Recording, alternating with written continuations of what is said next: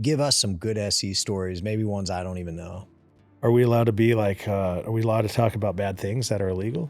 And we walked across that border, Kyle, and when the U.S. Customs officer asked for my passport, and he looked at it and he says, Owen Hanson, are you bringing anything back to the U.S.? Swear to God, it was the first time I've ever lied in my life. And he says, welcome to America. And that rush, when he said, welcome to America, knowing I broke the law and I just smuggled drugs into the United States, was the first time I ever had that adrenaline.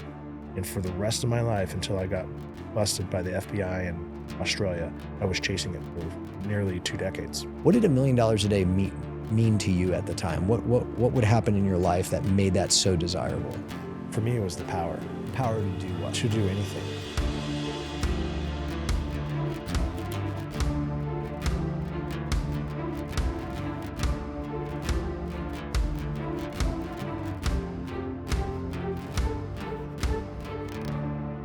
Today's guest has one of the most unbelievable and complex stories I've ever come across. Owen Hanson, O-Dog. What's up, Kyle? Long time. Long time. What has it been? Probably like 15, 20 years. Yeah, I would say. South Bay, right before my arrest, I think, maybe. Yeah, I was going to say what you've been up to. We're going to cover that. So full disclosure, I know you guys wrote this, so I might ad-lib. Owen and I go way back. We were teammates at USC, played together on the 2004 national championship team. You were also on the 05 one. Were you on the 06? No, just 05. Okay. So you're just They needed me for 06, yeah, though. They needed you for If they had you, there's no way Vince There's no way. Wins. Everyone would be good. As a tight end, Owen earned his spot. As he walked on, Owen earned his spot on one of the most competitive locker room in college football, surrounded by elite talent like myself. Just kidding. And championship expectations. After football, Owen's life took a dramatic turn. He went on to run a massive underground operation involving sports gambling, drug trafficking, money laundering, all the good stuff, generating as much as $1 million a day at its peak. His rise, downfall, and everything in between are chronicled in the Amazon Prime docuseries Cocaine Quarterback, produced by Mark Wahlberg. You guys, you got to watch this. Like, I've known Owen, I followed his story. I was like, I know the story. And I was kind of like, do I need to watch this thing? That was fascinating. It was an incredible story. Obviously, you know, you could tell it better than I will. Owen ultimately served nearly a decade in federal prison. While incarcerated, began rebuilding his life from the ground up, even creating a protein ice cream brand using a mop bucket behind bars. We're going to talk about that. It's part of what you're doing in town, which is exciting. Today, he is focused on redemption, accountability, and impact. He spends time speaking to young students about the dangers of gambling, the decisions that change his life, and the reality behind chasing shortcuts to success. Owen is an open book with unreal stories, hard-earned perspective, and the powerful message about discipline, consequence, and rebuilding from rock bottom. Before we dive in, don't forget to like, share, and subscribe to the Matthews Mentality Podcast. O-Dog, it's good to see you, though. I'm here. Made it. What you been up to? Well, I was on vacation for a little bit. Is that what you call it? Yeah, like we call it vacation. We don't want vacation. We don't want to scare people. When you tell them prison, people are like, oh my. And I said to myself, you know what? The 10 years was the best thing that happened to me. Saved my life. Yeah? Yeah. I tell people that day I was arrested, I literally, the relief off my shoulders, not being able to look over my shoulder anymore, you know, thinking that the cartel is going to be there or the FBI, and you're just like, finally, it's over. I was in the documentary. I don't know if you said those words, but it actually came across a little bit to where I was like, I wonder if you were almost, and again, this sounds stupid to say, but almost wanting to get caught. Because it seemed like the day before your arrest, you kind of knew that guy Wilson was maybe a Fed, and like, hey, let's go golfing. And you kind of were like, I shouldn't do this, but you did it anyway. And was that an actual feeling you were feeling, or No doubt. I literally was the night before, I was telling my boss from the cartel, El Jefe, I said, hey, I'm meeting that money launderer tomorrow at 7:00 in San Diego. And he says, what are you discussing? I said, we're discussing another transfer, $500,000 transfer from Australia to the US. He goes, let me tell you something right now. He goes, you're going to be meeting with a federal agent. And he says, you're going to spend the next 20 years in a 6x8 prison cell. He goes, it's the DEA you're meeting. And that whole night I was literally up thinking to myself, wow, is this for real? Like, is this really going to happen? And part of me told me, okay, he's probably spot on. Yeah. And I was like, you know what? Fuck it. This is the only way I'm going to get out of this life. Just show up. And if it happens, it happens, right? And God bless that someone was looking after me because it happened, right? And I speak in front of law enforcement now, and I first thing I tell them, thank you. You guys saved my life. Interesting. I wonder if others share that perspective who've gone through the same thing. You know, you probably met some of them on the inside. And then others would probably be just like, F these guys, they put me in jail. A lot of those.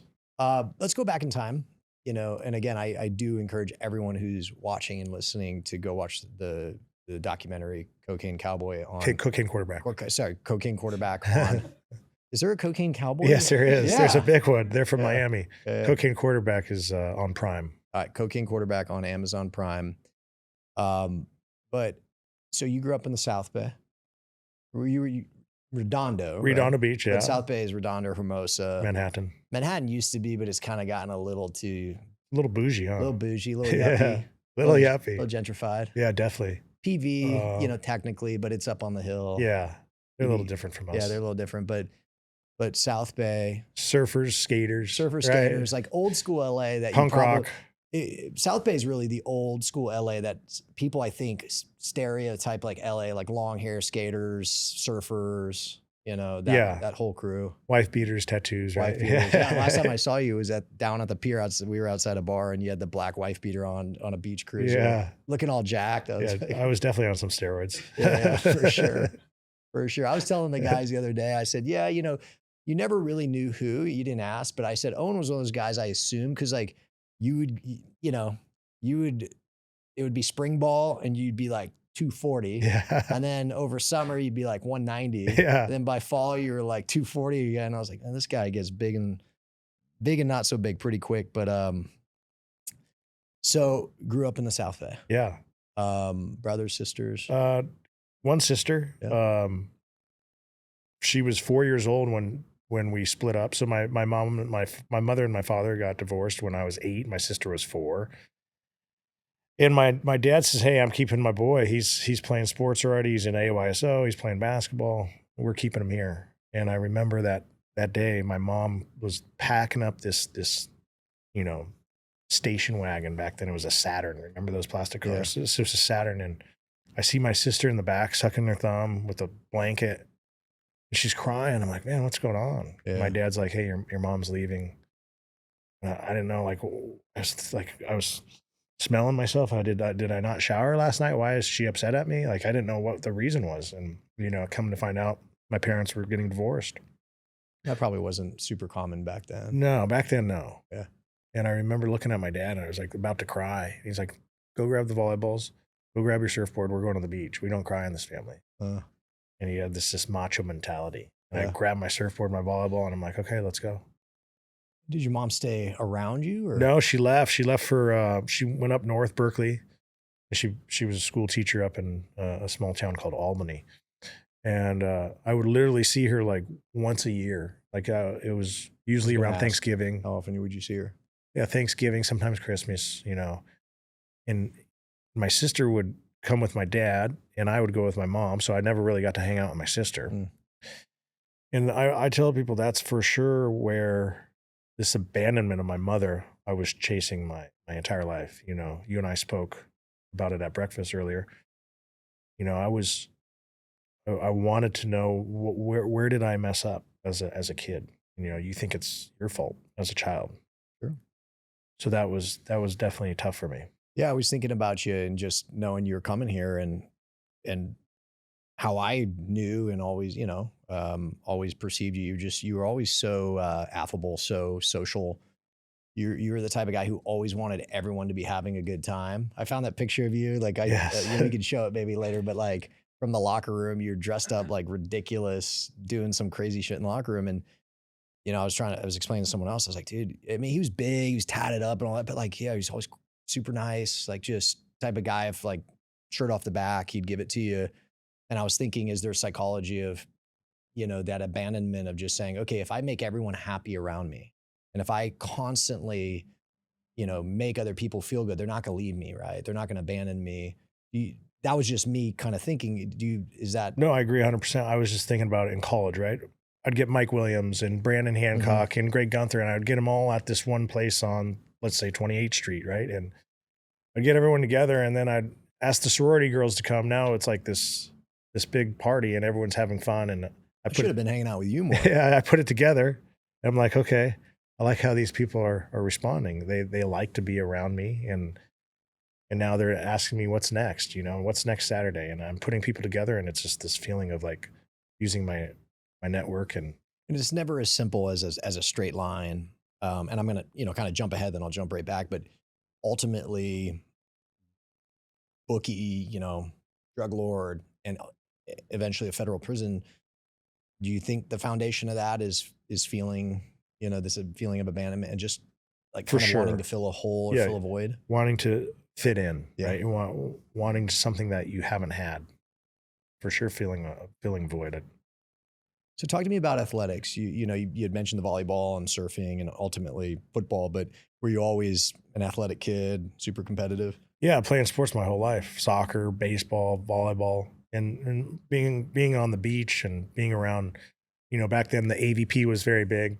My uncle played volleyball on the AVP tour, and watching St. John Smith, Karch Karai, these legends on the beach. Remember those guys? I'm smiling. The only volleyball tournament I've ever participated in was 6-man. Oh yeah, it was 6-man. Manhattan Beach 6-man. Yeah, we dressed as pilots. Okay, that was our theme. But anyway, you see that lifestyle in the South Bay. Yeah. Everyone plays volleyball. Yeah, like you go to other states and you're like, volleyball, how gay? Like like, what do you mean volleyball? And you're like, no, it's really popular. It happens in California. You go to the most beach. of the states don't have sand and a beach and nice weather too. Yeah, but South Bay wasn't a huge football thing. No, certainly volleyball. Yeah, and that was you were really good at it. That was your jam. All American, Fab 50, top 50 players in the United States when I graduated. Player of the year for CIF.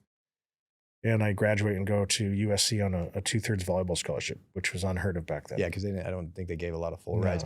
All right, so let me push pause before we dive into SC. Risk, adrenaline. You could pick it up from the documentary. I could have told you that about you from our time together. You had mentioned at breakfast, like you're an adrenaline junkie. Were you always like that as a kid? Were you always doing crazy things that kind of you were trying to provide that rush, that high? No, it didn't happen actually until college. Yeah, I was always a competitive athlete. Yeah. I always wanted to win. And I'd watch my dad play volleyball and I'd see how competitive he was. He'd be yelling through the net. He'd rip down the net when he lost. And I was like, okay, I see where I get it now. Like this, I always want to win. And going to college and eventually playing with these all-American volleyball players and getting redshirted, right? It was devastating. It's like being cut. I was like, okay, I'm not getting cut. I came here to play volleyball. Like, I have to figure out a way to get back on this team. And it's that drive I have as an athlete. Like, I'm competitive. How do I get back on the team? And that's when I went to Gold's Gym in Redondo Beach. And I went to the biggest bodybuilder. I said, I just got cut. My coach told me I need to work on my arm swing and my vertical jump. I said, what the fuck do I do? He's like, well, you want to do it the legal way? Or the illegal way? I'm like, what's fastest? He says, the illegal way. I said, what do I got to do? He says, you got to start taking performance enhancing drugs. And I was 19 years old. I didn't know anything about steroids. I'm like, well, where do I get them? He goes, well, I sell them. They're expensive though. I'm like, well, I don't have any money. I didn't have 2 nickels to rub together. That was my sophomore year in college. Mm-hmm. He says, well, you could go to the Pharmacia. I said, well, the Pharmacia, what's that? He says, it's in Mexico, Tijuana. Yeah. And I was like, fuck it. Let's run it. And that's when I first got that first rush, Kyle. I remember I was in there literally loading these performance-enhancing drugs from Winstrol tablets, Anavar tablets, vials of Sustanon, cypionate, testosterone, everything you can imagine. I'm literally wrapping it up in this Ziploc bag inside a pharmacy in Mexico. Mm. And I'm like, okay. Is your heart just like, pop, pop, pop, pop, pop? Well, you're thinking to yourself, like, how am I going to bring it back? I just walked across the border. Like, how am I going to bring it back? And my heart's pumping and my buddy's like going, where are you going to put that? And I'm like, fuck, I don't know yet. And I'm wrapping it up and my mind's going 1,000,000 miles an hour. And I'm putting this medical tape on it. I'm like, fuck it. I'm putting it in the crack, Kyle, not the hole. Oh, yeah. And I literally put it in the crack of my compressor shorts and I put them back on. You know, these are the compressor shorts we got at SC. Remember those tight? Yeah, gray ones. Yeah. And I'm strapped up. Yeah, the pad inserts. Yeah. And I've literally got these things strapped on and I pull over my I think it was board shorts back then. I'm a surfer kid, right? And I looked at my boy and I'm like, how do I look? He goes, you look good. Why? I said, good. That means it's tight. It's in there. And we walked across that border, Kyle. And when the U.S. Customs officer asked for my passport, and he looked at it and he says, Owen Hanson, are you bringing anything back to the U.S.? It was, I swear to God, it was the first time I've ever lied in my life. It came from the strict father, 6 p.m. curfew. And for the first time ever, I said, no, officer, I'm not bringing anything back, knowing I had $500 of steroids strapped to my ass, right? And he says, welcome to America. And that rush, when he said, welcome to America, knowing I broke the law and I just smuggled drugs into the United States, was the first time I ever had that adrenaline. And for the rest of my life, until I got busted by the FBI in Australia, I was chasing it for nearly 2 decades. So, okay. So your gateway drug into that world was steroids, and it was in pursuit of improving your playing volleyball. Let's start there. Did it? Like, I got huge, right? Yeah, you did get huge. Yeah. I got to 240. I got too big. And then that's when Coach Char said, Hanson, what are you doing? Like, aren't you a volleyball player? Yeah. I'm like, lots of the metrics. Remember the metrics? Yeah, that's right. Yeah. And I said, a lot of metrics, Coach Char. Yeah, he looks at me, he goes, shakes. Owen, you look like a fucking football player. I told him, I said, Char, I've never played football in my life. He goes, Owen, why don't you try to walk on? I said, walk on? I said, there's no way. I've never played. My dad's never even let me be around a football. It's too dangerous. He's like, you never know, Hanson. And I remember I went back to my dorm room. I said, man, what do I got to lose? Right? I just got cut. I'm an athlete. I said, let's try out. And that's when I showed up. There was like 50 guys trying to walk on. And I'm looking around me and everyone's wearing football cleats and I'm in my volleyball shoes. And fuck that one up. You're like, God damn. It's just, that's where it began. And literally, what did they have? They have you run the 40, which was a 4.6 40. Shoes is pretty impressive. Yeah. Because you can't, it's the first 10 yards, like it's hard to grip. Yeah. And then the vertical jump, which we already know, I had like 36, 37 inch. Yeah. Caught 3 out of 5 passes, did some cone drills. I've been doing cone drills my whole life. And then the best one was when we went downstairs in Heritage Hall and we did the bench. Yeah. And I threw up more numbers than your brother. Well, hold on. Hold on. Which is 100% true. How much did you put up? Did you have 225? 225, and I did it 26 times. That's a lot. Yeah. That's a lot, dude. And they're looking at me. Ed Ogeron's like, who's this kid? Yeah. Right? Boy. Who's this boy? Yeah, I heard them, dude, they threw Clay under the bus on the documentary. Like, some guy's like, yeah, Owen was putting up more than Clay Matthews. It's like, well, Clay was like small when he got That's there. right. Now, he 26 is probably still more than he did at the combine. I'm trying to think what he did at the combine. I think he was right around like 23. Probably. I mean, that's pretty good. 23 for a linebacker is probably middle of the road. That's not our game, dude. Upper body. Like, ours is in the legs and mentally deranged humans. But 26 is a lot for anyone. Yeah. Like, even for O lineman, 26 is pretty good. But I was on the sauce, Kyle. Well, now I know that. I should have got on it. I would have played more. If I'd known you had this shit up your ass, I would have asked. I wouldn't ask to get it. I would have said, hey, give me some of that after you clean it up. Yeah. But, I probably would have played more. But no. So, all right. So, what do you get? Do you get a phone call? Do you get an email? Like, hey, you made the team? What happened? Coach Charles said, go check the list. I said, for what? Like, I'm not going to make the football team. He's like, hey, Hanson, go check the list. I'm like, okay. I go to Coach Carroll's. Remember, it was upstairs, his office, the glass window. The old Heritage Hall. The old Heritage Hall. And there's literally a USC football letterhead. And I go up there, and I literally see all these guys leaving that I tried out with. And they're all like bummed out. Like, fuck, what the fuck are they bummed out about? And I get up there, and there's one name on the list, and it says Owen Hanson. I was like, holy shit, is this a joke? I run back down. I says, Char, is this like April Fool's? What's this about, man? Like, no, Hanson, you made the football team. What was that like? Oh, surreal, right? Real? Never. Were you happy or were you I like, was ecstatic. I was like, okay, now I just got my family back, right? I was like, I went from losing my volleyball family to now gaining an even bigger family, right? 105 guys. We were talking about that at breakfast. Was that in many ways? I mean, the game of football and status and all that of being a football player, especially at SC at the time, that's nice. And when you lose that, it's but actually the hard part for me, speak for you, and then for all of our teammates, many still suffering from it, is the loss of that camaraderie, the locker room. Yes, the locker room. And, but we would die for our brothers, right? Yeah, we would do anything for them. Yeah, it was, and I can't speak for now, but it was a special place. a special place in time, certainly from a winning perspective. What was your first welcome to SC football moment? It's when you had to go against Kyle Matthews in one-on-ones. Dude, yeah, I would say Kenichi Udeze. Remember him? Yeah, Oh, BK. fuck, man. He was a beast. I Yeah, remember he was him. like 6'5", 295, pure muscle. Was a first-round draft pick. And pick. actually played well, and then 4 years in, he got A cancer, right? leukemia. He beat it. He's doing great, but he's a coach now. He actually lives in Nashville. Is he a coach in here? He was at the Titans for a minute. I think he's in college right now, you know, coaching you all around. But anyway, yeah, BKU. So what happens at practice? I'm literally getting thrown around like a rag doll. And I'm like, wow, this is not the sport for me. And I remember getting back in the locker room. I'll never forget this. And I'm in there and everyone's laughing at me. I just still have my pads on, right? I'm like, why are these guys fucking cracking up on me, right? I'm looking around, everyone's just joking. I'm like, dude, what the fuck? Yeah, like, they're like, dude, you have your pads on backwards. I remember that. And I was like, so bad for you. I was like, fuck, I don't know. I never put pads on in my life, right? Yeah, they're like, hey, man, you see the new guy's got his pads on backwards. Like, I was on a different road. I looked over. I was like, oh. Like, I wasn't. It was so humiliating. Yeah, it wasn't in my nature to be cruel like that. And I just was like. I think it was Castle that told me. And I think Castle's like, dude, give him a break. The guy was a volleyball player. He's never played the sport in his life. Yeah. And then Brendan Carroll, tight end coach, you know. B-Rabbit. Yeah, he's like, okay, dude, you got to do this, you got to do that. And eventually Alex Holmes and Dominique Bird started to, you know, help me out a little better. A-hole.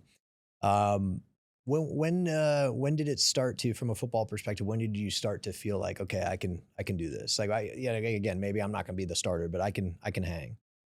I think just being an athlete, you know, like you're around these guys and you're like, okay, I've been around these type of people my whole life. I know I'm never going to be a starter. I'm not a football player. And I tell people that, listen, I was a nobody, but it was great to have that, be on that team and be a part of something that, you know, people dream about. Yeah, it was special. All right, give us some good SC stories, maybe ones I don't even know. Some SC football stories. Football? You know, just being on the team or teammates without, we can bleep out the names, but. Are we allowed to be like, are we allowed to talk about bad things that are illegal? Yeah, let's talk about all that. We can decide after the fact. Again, like we have a really good editing team here. I remember one of the tight ends, you've already said his name. I'm not going to say him. But he says, Hanson, he goes, I want you to just go out there today and just light up the field. I'm like, well, I'm probably going to have to do a bump of cocaine, right? And he's like, well, go. And we went in the bathroom and I literally did a bump right in front of him. And I put my helmet on and I said, let's fucking go, right? And I went out there, literally, Kyle. I was running special teams. I was the gunner. And I was fucking sprinting down the road and I just fucking hit Reggie Bush. And I remember my helmet flew off and I got staples put in. And I had this adrenaline going. I was like, holy shit. It was from the cocaine. And I was like, oh my gosh, I'm never doing that again. That was like the worst feeling. My heart was beating. I was like, okay, that cocaine's not meant for the football field, right? And I think I remember that. Dude, I remember, like, man, I was like, and then Kevin Arbett came up to me and he's like talking shit. And I just grabbed him by the helmet. I go, Kevin was always I said, take your helmet off, you pussy. You know, and he's like, man, you're a crazy white boy. Yeah, Little did he know, I just did a bump of cocaine in the bathroom. So you really are a crazy white boy. Yeah, that's funny. How was your relationship with coaches there? You had Yeah, Coach Carroll was always, hey, how's my opposite hitter doing? Because the opposite hitter in volleyball is, you know, his daughter played volleyball, so he knew Jamie, a lot. Yeah, remember Jamie. And I would see him down in the South Bay riding into skateboard, and I was working at Spider Surf. And hey, Coach, what's going on? And how you doing, man? Keep pushing. And it was just cool just to be part of that era, right? That was a dynasty. Did you ever have any interaction with Coach O? Oh, fuck. We've had Coach O. Dude, Coach O, that's a good one. Coach O. I've never been so scared of an individual in my life. To this day, I saw him. I'm a grown man. Dude, I watched the interview. I was scared to even watch. I was like, holy shit. The guy's, I think he was in that chair. Yeah. Literally. And I was like, oh my God, I don't miss that. He used to come up to me. He said, son, what the fuck you doing? And he had this dip. He had like dip, coffee beans, all combined in one. And I remember he was yelling at me. I'm like, fuck you, Coach.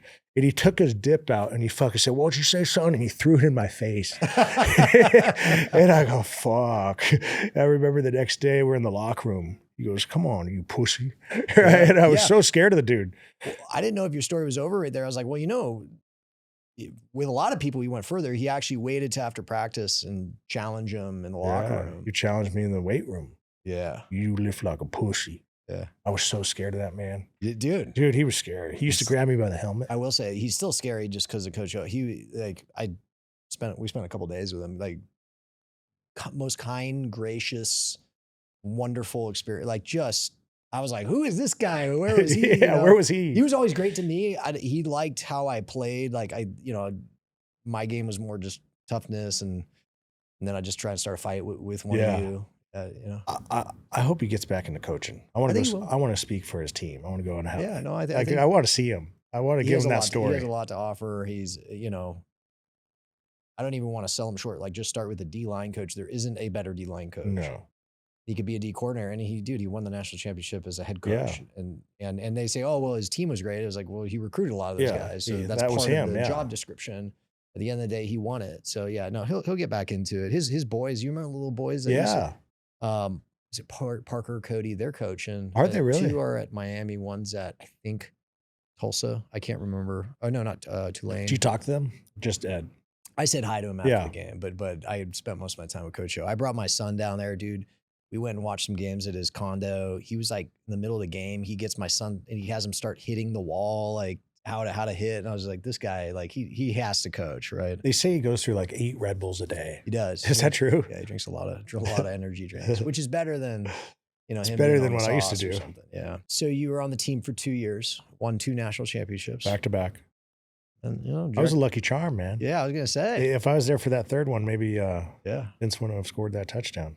Well, it's maybe they needed a couple bumps of Coke before the game. Bumps or get pumped up, right? Pumped up. Again, not we won't name names, incriminate one. Did you start serving in that role as distributor to the team in terms of steroids or Coke or whatever drugs? Yeah, we had some teammates that got injured and I needed to fix them up. They started calling me Dr. O-Dog. Remember that? I would literally look at somebody and be like, okay, let's repair that ACL. I'm thinking human growth hormone, a little testosterone, a little Anavar. I said, let's put you on that in the summertime.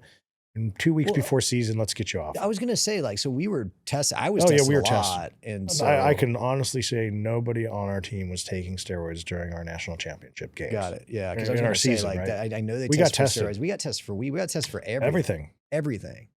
I remember I got tested even. I was like, okay, let's see if my system works. Yeah. Right? And I literally stopped a month before season started. That was when you lost that 30 pounds. Yeah, you see me in that picture. Yeah. Looked a little sucked up. Yeah. Just leaning out. Oh, leaning out. Man, I was on the Coke. And was that where we talk about the rush of, you had mentioned bringing drugs in the country and all that. Was there a rush of selling or was it just profit business? Rush being the man. Being the man. Yeah, I like to be the man. Being Dr. Owen. Yeah, people are like, damn, this guy can get anything. And I remember later on, the fraternity brothers were like, hey, man, we wondered if you can get us some Adderall. We need to stay up for our test. I said, I got you. And I'd go to the border and I'd get Adderall. And then the sorority girls are taking the Adderall and they're like, we can't sleep. I said, don't worry, I got you. I would go down and get Xanax. And I was like coming back and figuring out a solution for everything. And then they're like, dude, can you ever get that cocaine that the Hasito on the corner at Arco's selling? Because these guys are paying like $100 a gram. I'm like, I got a guy. And I would go back to my hometown and I would just talk to the Serenos, that fall under the Mexican mafia, these gang members that sell this stuff for a living. I'm like, hey, what can I get this for? And they're like, dude, the price is like $20 a gram. I'm like, I'm doing the math. You don't have to go to USC for this. That's 5 times the multiple. They're paying $100. No markup, yeah. I'm like, why don't I just undercut the whole market and sell it for $60? I'm still making 300%. I'm like, you know what? That's what I'm going to do. And I literally would have these guys from Redondo 13, the gang, drop it off at the Beta House where I was a fraternity at. And I'd literally go into my fraternity and I have my roommate, my fraternity brother, my pledge brother. I said, hey, this is your job. And he'd literally handle everything. I'd go to practice. We'd have double days. We'd get back and he's like, dude, we're sold out. And that was his job. A lot of demand at SC, it turns out. A lot of the fraternities. What did you major in at SC? Public policy and management. PMT, baby. Yeah, remember that? Yeah, that was an athletic major. Yeah, I was going to say, because you always, certainly stories you're telling, and then you always had a good entrepreneurial and business mind. Yeah. And you definitely appear to be a problem solver. I didn't know if you had a business major. Yeah, I couldn't get into business school. Yeah, I mean, yeah, that was a tough school. Yeah, that was a tough school. Marshall. All right, so you graduate SC? Graduate. what I'm going to make an assumption here, a void, a hole. Like what void opens up when you have this band of brothers, this family, this team that you're a part of? Obviously the success brings us even closer, but then it's kind of just gone. It's gone fast, right? And you know, I was in these same shoes, and all of a sudden you're really close friends from the team. On average, most of them are moving on to the NFL. Whether they play a year or two, you don't know that at the time. You just know they're in the league. You're not. They're making money. You're not. Like, how did that feel? Not a good feeling. It felt the same way as when I got to USC and everyone had money. And coming from this blue collar family, you're like, okay, how do I get that? How am I going to be part of that? And you're never going to be part of that because you weren't raised with a silver spoon in your mouth. Mm-hmm. And then I remember seeing, you know, my good friends like Matt went to the NFL, Dominique Byrd and Fred Davis, who I was playing with on the tight end unit, they're all going to the NFL. I'm like, okay, what's O-Dog going to do? Mm-hmm. And, you know, you get that 9 to 5 working for a USC alumni. I remember I got my first job out of college was working for a big real estate development firm. Mixed lifestyle, cool, making 6 figures, but who cares? It's like we said at breakfast, it's kind of boring, right? And tell me about it. And it's just like, what was the name of the guy? It was Paul Orfila. He was the founder of Kinko's. Remember? Yeah. And he sold Kinko's for $1 billion to FedEx. Yeah, I think he told me you were working. He's like, oh, I got a player working. Yeah. Owen. I was like, yeah, Paul Orfila. Yeah, and Gary Safety. And it was Gary Safety. Yeah. They owned ONS Holdings. Gary's actually in Miami now. Yeah. And I was like, okay, this is cool. But at the end of the day, I'd get done with work and I was like bored. I'm like, what am I missing? And you're missing that camaraderie, right? This team, these guys that became your family. Yeah. And then you're realizing, well, maybe it's the rush I'm still missing. I'm missing that Dr. O-Dog black market concierge, right? Trying to find what people want, what people need, what they like, and bringing people together. And that's where you're getting that feeling that you're looking for. Yeah. Yeah. Well, first of all, you know, there's multiple feelings. There's the adrenaline and the rush and all that, but then also the feeling of being wanted and needed as part of a team, a different type of team, but yeah, people still needing things from you. Obviously, you know, you don't make the NFL at SC, you go into commercial real estate, yeah. Right? But the GFC happens, economy crashes, real estate, and this is in the documentary. Yep. Owen sells, right? OwenSells.com. You know, real estate, it's I'll speak from personal experience, very hard to make a living during that time. I squeaked by the skin of my teeth. That's a very practical catalyst to doing other things. In this case, trying to make money in other ways. Was that a big driver for you to from what I say, turn up the volume on the drug trade? Yeah, I wouldn't say the drug trade started, right? I was like, okay. Oh, yeah, were you a bookie? Yeah, I became a bookie. That's right. Yeah. Sorry. So I became a bookie. I was like, what would I be good at? And I remember my whole life watching, you know, the Goodfellas and Casino and seeing these bookies. And I'm like, man, you know what? I like sports. I know a lot of people that bet on sports. I got fraternity brothers. I got, you know, USC alum. I got now USC football players in the league. I'm like, okay. Did they would bet? They would bet. Did they ever bet on their own games? No. Never. Say, yeah, that would be awful. That'd be bad. There's morals and ethics, and I wouldn't accept that if that happened. So I literally said, this is it. And that's where it started. Was it illegal? No, it was illegal. This was illegal. This was in like 2007, 2008, right? Got it. So, you know. You were kind of ahead of the time because I don't know, within 10 years it became legal. Yeah, 2018 it became legal. Yeah. So people say, you know, you were this entrepreneur that got involved in online sports betting before even anybody knew about it. It was this black market business that I started in Costa Rica. My office was offshore. Pura Vida. Yeah, Pura Vida, a pure life. And that's where I started this operation from Costa Rica, and had a call center down there, and my servers were all offshore to make it legal, because that was the gray area, was if you're betting online or calling an 800 number, it has to be offshore to make it legal. Okay. The only illegal part is the exchange of the money, and that's where I got indicted for the money laundering, the illegal bookmaking, because you're exchanging your money in the U.S. Technically, you're supposed to have a check come from Costa Rica into the U.S., and then they can deposit it. When you say indicted, you got indicted for the gambling? I got a racketeering charge, RICO. Yeah, which is and that was part of the whole. Oh, yeah, I didn't know if this was before. Okay, because I did hear the RICO on the documentary, and I was wondering how the drug side was RICO, but it's on the so the money laundering gambling, side. the money laundering, and the cocaine together. And so the gambling and the success of being a bookie and the money, that kind of led into the cartel experience and becoming the drug lord. Walk us through how that got connected. The bookie business was great. I had A-list celebrities. I had Paris Hilton betting with me one football season. You know, all these guys. I was partying with Mike Tyson in Vegas and Floyd Mayweather, and I'm literally bringing all these gambling customers around these people they're gambling on, right? Like I would bring Matt to a party. They're like, fuck, that's the quarterback? The guy you just bet on last week, you remember? Like, so people, all these clients of mine all want to bet with me now because they see I'm around all these athletes. Yeah. And it really amped up my game. And I got so big, I was in all states in the United States. I was like, you know what? This is no fun for me anymore. I want to keep growing. Like, what's next? I had like 2,000 customers in the US. I'm like, you know what? Let's go international. I want to have all North America. I want Canada. I want Mexico. Let's go. Let's run it. And I became Bet O-Dog International. And I expanded.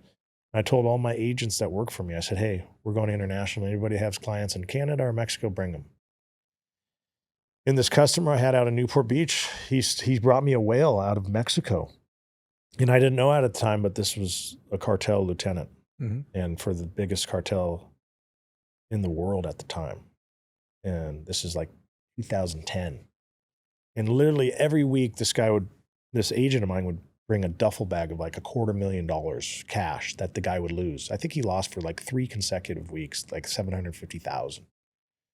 I'm like, whoever that guy is, make him happy. I said, we'll give him 10% off his losses. I'll give him 10% free play. If he wants anything from Vegas, if he wants us to fly him in on a private jet, we got him. And they're looking at me like, okay, you sure? I said, anything he wants. Like, that was my specialty. If you were gambling and losing a lot of money, I wanted to treat you like the Wynn Casino would to their customer, right? I was like a casino host, basically. And Kyle, he finally was going to hit. It was the 4th week, and he was hitting out of all teams. He bet a 5-team parlay, and he had the Raiders on the last pick to win, I think, $260,000. And I'm calling the agent that's representing this customer. I'm like, hey, your customer's going to hit. I said, I want to bring him the money 8 a.m. on Monday. He's like, why? I said, because this guy's been paying us. We want to show him that we pay, even though I'm using his money to pay him back. It's good etiquette. He's like, okay. He comes over. I get literally this suitcase packaged so pretty and clean. It was a Toomey luggage, and I zipped it up. I said, 8 a.m., bro. Wherever this guy is, give it to him. And sure enough, he gets down to Mexico at 8 a.m. and he delivers him this $260,000 that he won. And the guy was blown away, like, wow, Monday you paid me? Like, who's this bookie? I want to meet him. And he's telling his agent this. And he gives me an encrypted phone when he comes back. He goes, hey, my customer, he gave me this to give to you. I'm like, what is this? It was a BlackBerry. I'm like, what the fuck am I supposed to do with this? He goes, there's no microphone. He goes, there's no GPS and there's no camera. I'm like, well, what the fuck is the point? He's like, there's 3 passwords to get into it. And he gives me a Post-it. I'm looking at it. I'm entering these passwords. And I look at it. I'm like, fuck. It says, Wedo, I like the way you do business. I'm like, okay. Hey, man, thanks for your business. Anything you need, I got you. I said, whatever you want, I got you. Right? And I didn't think anything of it. I put the phone down. I was going to say, did you have any idea this was cartel No, related? I just thought it was some businessman out of Mexican. Mexican businessman. Sure. I don't know if it was Carlos Slim or what, right? I'm just literally like, yeah, whatever you need. I didn't think anything of it. I said, anything you need, I'm here. I put it down. A couple hours later, it goes off again. And I'm like, look at, he's like, I'm reading it. And he's like, I know you have customers all over the United States. He said, can you help me out and I'll pay you? I'm like, okay, what do you need? Like, he's like, I need money dropped off in San Diego. I'm like, okay, how much do you need? Remember, this is my VIP customer. I'm willing to do anything. Yeah. He goes, can you drop off $100,000 in Vista? I'm like, yeah, no problem. I call one of my agents. I said, hey, drop off $100,000 to this address. Drops it off. I say, hey, delivered. He goes, okay, every time you drop off something, I give you 10% on your money. Okay, this is easy. Yeah, free money. So, okay, 10% a day, that's easy. That's 300% a month, right? I'm like, okay. He's like, where do you want the $110,000 with my commission? I was like, well, send it to my office in Costa Rica. I need money down there. So he wires $110,000, lands in my bank in Costa Rica. Next day he does it again. I'm like, holy shit. I'm just like cleaning all this cash now from the streets of America. and now I'm putting it offshore. And, you know, we do a few transactions, one in North Carolina, one in Florida, another one in Texas. And then he asks again, he says, hey, I need you to do me a favor. This time I need you to pick up money. I'm like, okay, like I just was dropping off. Now you want me to pick up? But I'm making 10%. And I said, how much? He says, I need you to pick up $1 million. I'm like, fuck, that's a lot of money, right? I'm 25 years old at the time. He says, I got $1 million cash in Brownsville, Texas. We're not allowed over there. And when he said, we're not allowed over there, I said, okay, that's weird. Like, who is this guy? Why isn't he not allowed over there? Does it mean we like, because I'm not a U.S. citizen or His people. His people? Yeah, he says, my people aren't allowed over there. So I'm like thinking to myself, okay, whatever, right? I do the math. You're doing $100,000 commission on $1 million, and I'm 25 years old. Like that's more money than my dad's ever made in a year salary, right? I'm thinking like, okay, well, I'll figure it out. And in your head, you're like, I just gotta get over there, grab it, get it back. Correct. You know, I'm gonna figure out a way. Was part of the idea like what I call plausible deniability? Like, hey, if I don't ask about it, then I can't be guilty if something bad were to happen. Like, I'm thinking it's cash. Like, what am I gonna get in trouble for? Oh, he had a bag of cash. It's not drugs, right? I don't know anything about drugs at this point. So I'm like, fuck it, it's cash. What am I? I'm looking up like, you get in trouble for carrying cash. You know, it's like a slap on the wrist. Okay. So I hire one of my buddies that's also involved in the performance enhancing drugs, and he works for me as collecting money for the sports book, and his name's Tank. And I said, Tank, we're going to Texas. He goes, for what? I said, I got to pick up some cash. He says, all right, what do you need? I said, go get one of your boys. I said, we need some security. He says, for what? I said, just get it. We're picking up $1 million. I said, I don't know who we're meeting. So he hires one of his buddies that's in the UFC at the time. And Tank and this UFC fighter on this, I hired, the first time I've ever hired a pilot. I got a turboprop, a King Air turboprop. And we fly out of the Torrance airport, and we get on the plane, and the pilot's like looking at me, and I'm like, yeah, Brownsville. And he gets us to Brownsville. And I said, Tank and this UFC fighter, I'm not going to say his name. I said, you guys just stay here. I'm going to go handle this. I tell El Jefe on the encrypted phone, hey, I'm here in Brownsville. He's like, give me 5 minutes. So he goes, I got my driver dropping it off. I'm like, okay. I get off the plane, and I walk up to this private parking lot at the airport, and this gardener shows up in a pickup truck, and he's wearing overalls. And I'll never, I was like, okay, this is really awkward. And he gives me this duffel bag, and he goes, Este para el jefe. I'm like, I knew right there, I'm dealing with for the boss, right? Este para el jefe. And I was like, okay, now I'm like a little nervous. I'm like, okay, I'm going to grab this bag. I'm going to just like walk as fast as I can back to that turbo air, right? And I'm like, okay, I get up, and the pilot's like, what now? I'm like, back to Torrance, right? I'm like, get the hell out of here. I'm thinking to myself, I don't want to scare the pilot. Are you worried there might be like a bus going on? And I didn't know if there was a tail on me. I didn't know if Sicarios were going to come out of the bushes. I didn't know what. I just like, okay. How did that feeling compare to the feeling of walking across the border with the steroids the first time? Like times 10. Times 10. Yeah, you're carrying real money. So like I'm carrying a Strand property right now. Like back when I was a kid, right? Like, and so the plane's lifting off, it gets off the ground. Is there it's like a relief. You're like, okay, I did it. Yeah. And I just wanted to get rid of the money. Well, it's like now I got to deliver it. Was there a moment where you're like, I'm never doing this again? You know, this is too much. It's not worth it. Like, no, I'm not gonna lie. I got down and I paid off. Like I literally gave $2,000 to each of my security, right? So there's $4,000, and then I think the King Air ended up costing me, I want to say like 15 grand. And I give the pilot cash, and he's looking at me funny. And I'm like, it's cash, man. Everyone likes cash. And I'm doing the math. I'm like, okay, there's like $80,000 profit. And I think it was like 6 hours total. I'm like, okay, this is fucking awesome, right? Yeah. Like, this is cool. Like to make that kind of money. And so you text El Jefe, hey, it's done. And do you ask like, hey, do you have more of this? Or is he like? No, I don't ask. Yeah. I'm just sitting back, right? I'm trying to run my sports book. I don't want to keep doing these things for him because I don't want him to get used to using me. And I'm just keeping him happy. He's gambling, he's losing. But I'm just like, I feel like I'm doing it like I said, I'm trying to help people out. Like when did it go from a one-off, I'll help out because it's my good customer, I don't necessarily want to be doing this, I just want to like that actually became your job? When he asked me, how would you like to do what you're doing now in the US? but in another country and make $1 million a day. And that was it. That's when I knew shit's getting serious. Yeah. But I can't say no. I was like, well, why let me ask you, why can't you say no? Is that because how you're built? I'm just built like that. It's hard for me to say no. To this day, I have people like asking me for favors.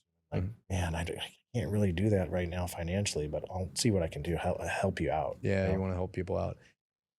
Was there anyone you were talking to at the time, like kind of consulting? I don't want to make assumptions, but I assume you didn't go to your dad, say, hey, Dad, I have this business proposition. What are your thoughts? Like, was there anyone else? Definitely not. No, it was this definitely thing. not your Yeah, old man. definitely not Pops. Was there My anyone- dad was so strict, man. Yeah. My dad thought I was involved in gambling. I couldn't go tell him I'm moving money for the cartel, Yeah. let alone about to go move $1 million a day. Who knows what yet? Because I didn't know at the time what. I thought I was just handling money. And so what comes next? The foreign country ends up being Australia. Yeah, I said, You just hop on a plane? Get an no, it apartment? wasn't that easy. I said, what do I got to do? He says, listen, I got product in Australia. And right when he says I got product, I says, okay, I know where this is going, right? Last time I moved product was in a fraternity house. And it was a gram a time, a gram at a time. And I was like, okay, I don't know much about this product, but if I'm making $1 million a day, I probably got to move a lot of it. I'm like, okay, what do you need me to do? He's like, I have the product in Australia. I need you to move it for me. I'm like, okay, well, I know nothing about this business, especially in a foreign country. But my Rolodex just starts thinking, like, what am I going to do? And I was like, you know what? I'm going to figure it out. $1 million a day, man. Just like I figured out how to pick up that $1 million in Texas, I'm going to figure out how to move this product. And went through the Rolodex, and I remember USC baseball. There's a player that had a brother that was in the weed business. I literally reached out to him and said, hey, your brother's in the weed business. You said he was international. Can I speak to him? He's like, yeah, he's in San Diego. I drive down to San Diego, speak to this brother, and I'm like, hey, I don't know if you're involved in this, but I have that white girl. White girl is a slang for cocaine. I said, I got this white girl in Australia. I need someone to move it for me. He's like, man, I'm not in that business. He says, but you should talk to Uncle Louie. Uncle Louie's in that business. And I was like, okay, let me go talk to him and introduce me. He introduces me, and Uncle Louie says, hey, don't talk about anything in the U.S. He goes, I'm not talking to you about anything. He says, if you're serious, come to Naples, Italy. He says, that's the only way. He says, I got indicted years back. This guy worked for the Lucchese family. And I was like, okay, what do you want me to do? He's like, fly to Naples. I'm like, all right. Still thinking about that $1 million a day in my head. I'm like, all right, I'd fly to Naples. You fly to Naples. Uncle Louie, is he like Italian mob? Italian. I'm not going to say mob because, I don't want to tell on him, but yeah, he's definitely up there. Yeah. He's a made man, I'll say. So I'm going to Naples, Italy now, and this guy's picking me up in a Fiat, right? He comes and gives me this Italian kiss on the cheek. He smells like shit. I'm like, this is a true Italian, right? And he's like, come to my house. He has this like 2 villas with a winery down the middle of it. I'm like, oh, this dude's the real deal. He says, sorry, youngster. He goes, I don't talk in the U.S. He says, I've been indicted. He says, what do you got? I said, man, I got a bunch of product in Australia. He said, man, he said, get out of here, man. No one can get product in Australia. He goes, I've been in this business 40 years. He says, that's the hardest place in the world to get product into. You got to think how far it is. Australia's on the other side of the country. And it's an island. It's an island. There's no land border. No, nothing. Yeah. Like, dude, I've been dealing with this guy. He's been giving me bags of cash. He goes, I don't care who you've been dealing with. There's no way. He says, it's impossible. And Kyle, he said to me, he says, you know what? Why don't you go over there? And when you get there, he says, call me. He says, then I'll come over. But he goes, don't waste my time. I was bummed out. I was literally there for a week, like begging the guy. And so I told El Jefe, yeah, I got a guy. I got a guy for us. Let's go. Let's run it. Because now I have to lie. I got to lie to Uncle Louie, and I got to lie to El Jefe, but I'm playing them both because I want to make that $1 million a day. So I fly to Australia. I get back to the U.S. I fly to Australia, and I tell Uncle Louie, I said, hey, it's here, because El Jefe is telling me it's there. I lied to him. I didn't see it yet. I said, I'm looking at it right now. Get over here. And so now El Jefe knows I'm there, and he's like, okay, you ready? I'm like, hang on. Like, I got to wait for Uncle Louie to get there. So 2 days later, Uncle Louie finally gets there. And Uncle Louie comes. He's like, where is it at? I said, just wait, man. And like, I'm playing these guys back and forth on an encrypted phone. And we get Uncle Louie a place in Bondi Beach, and he's staying there, and El Jefe says, "Hey, get a room at the Four Seasons in Sydney, Australia." And I'm like, "Okay." He says, "As soon as you get a room, tell me the room number." I said, "All right." So now I get Uncle Louie. I said, "Come on, we're going to Sydney, Australia. We're going to the Four Seasons Hotel." So I literally check in. I get room 426, and Uncle Louie gets room 428 right next to me. Because I looked at the law, and if anything over 2.5 kilos, you get a life sentence in Australia. So I don't want to touch this stuff, Kyle. Yeah. I get into my room. I said, "Hey, you're going to stay in 428? I'm in 426. I said, "Just wait. It's coming." And I get a knock. I tell El Jefe on the phone, I'm in room 426. I get a knock on the door, and literally there's this guy in a DHL outfit. He shows up with a box. I'm like, holy shit. Package is here. I'm on the wall of the room 428, just banging it. Get over here now. I don't want to be near this shit. Mm-hmm. And he comes, and he's like, "All right, open it up." We open it up, and he goes, holy shit. He looks at it. You could just, this aroma, you know, just this cocaine. He's like, "Holy shit, nephew." He called me nephew. He cut it open literally with a knife. It was just like out of the movies, Kyle. He opened up the saran wrap and cut it, and he like just did a little taster. And he's like, "Holy shit, this is fucking 100%. He goes, "This got to be from Colombia or Peru." He didn't know where it was from. And he's like, he says, "You weren't lying, nephew." And I said, "Well, get it out of here. Fucking hurry." And there was 10 kilos in there. It was just the trial run. And he took it, and 30 minutes later, he came back with $1 million in a suitcase. For me, this is Uncle Louie. Yes. He was able,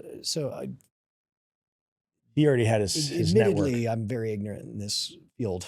I don't know how much a kilo is. Oh, so let's go back, because I forgot. I'm not dealing with someone in the game. I didn't, I know. I forgot. I'm dealing with the real estate guy here. Yeah. I forgot. Let me get you back. Rewind. So back in the U.S., a kilo of cocaine at the time was, between $10,000 and $15,000 a kilo. And just from a profit margin, what estimation would it cost to manufacture this wherever they did Colombia? They manufacture in Colombia. Usually it's about $2,000. So there's a 6-7x markup. So it gets to Mexico. Okay. And they usually get it to Mexico, let's say 5,000. Mexico doubles up and sells it for 10 in the U.S. out of volume. Obviously, I didn't know where this was coming from, whether it was Mexico. Let's just say it was coming from Mexico. How did they get in the U.S.? It's just trucks through the border? Transportation. We have trucks. We have cars. We have humans. We have boats. We have jets. Yeah. You use every method you can. Yeah. Hey, they called me the cocaine quarterback for a reason, because I was handled the logistics for the cartel. Oh, was it part of that a play on the football? Did they know you were a football player? They knew I played football, right? I got you. Okay. So they were like, okay, we know he's a tight end, but he was really... That's what I was going to say. Yeah. When I saw cocaine quarterback, I was like, fucking tight end. But what catches your eye, right? Like when you're looking at the Amazon list of things. Quarterbacks. Yeah. Grab that. Yeah. No one cares about a tight end. Yeah. I wonder how many times Liner's been asked, dude, you just sold cocaine. You're like, no, it wasn't me. It was the tight end. I was on Liner's podcast literally a week before that. Yeah. He goes, "You weren't a tight end." He goes, "You weren't a quarterback." I said, "I know it wasn't." All right. So the transportation, ask about the markups. Okay. So the market in Australia at the time was $100,000 a kilo wholesale. Because it was so hard to get it there. So that's a supply and demand. There's no supply because of the issues of getting it there. Why Uncle Louie's like, there's no way you have it. Correct. So our agreement was with El Jefe. He made $50,000 a key. He would make me $50,000 a key, and I was to sell it for $100,000 wholesale. So Uncle Louie would buy it for $100,000 a kilo. Uncle Louie would mark it up to $150,000 a kilo to his buyer, and then that buyer, who knows, it gets up to $300,000. It gets broken up. Yeah, the smaller, it gets bigger. So I knew I got it. So because again, this is my naivety. I thought he took a kilo, walked the streets, sold it. No. These guys are, this is ran like a Fortune 500 company. Understood. They got buyers, cash waiting for you. And they knew Uncle Louie was coming because he's already on his way. He has this international network. Mm-hmm. So they were ready with bags of cash. Okay. So he comes back with $1 million from myself and El Jefe. And then obviously Uncle Louie had a bag of $500,000 that he just made off this test run. So you made $1 million. $500,000 on this test run. $500,000. Yeah, half for me, half That's for right, El because Jefe. it's 10 kilos, $50K to you per case. So you made $500,000 in 20 minutes. In 20 minutes. Yeah. But even then, and from start to finish, maybe 2 weeks, 3 weeks, 4 weeks, like to put it all together. Yeah. And now that's together, you could probably. Now it's a well-oiled machine because now Uncle Louie's going, okay, when can you get more? I'm like, okay, let me get on the phone. Hey, El Jefe, he's asking when can we get more? He goes, tomorrow. He goes, tomorrow I'm dropping off 20. So now this is where I can honestly say I was making $1 million a day because the 20 came back. He gave me 2 million, $1 million for El Jefe, $1 million for me. And then we're working Wednesday, Thursday, Friday, take off Saturday and Sunday. I'm like, holy shit. All right, let me pause you there. You've mentioned multiple times, like, I heard $1 million a day. I heard $1 million a day, you know, like kept thinking about that $1 million a day. What was it that $1 million a day you thought would provide you that? I'm sure everybody would hear that and $1 million a day be like, man, I'd love to have that. But what did $1 million a day mean to you at the time? What would happen in your life that made that so desirable? Well, you got to think. Coming from a construction background, you never hear about $1 million, right? Like, I think of financial freedom, but more importantly, I think about the power, right? For me, it was the power.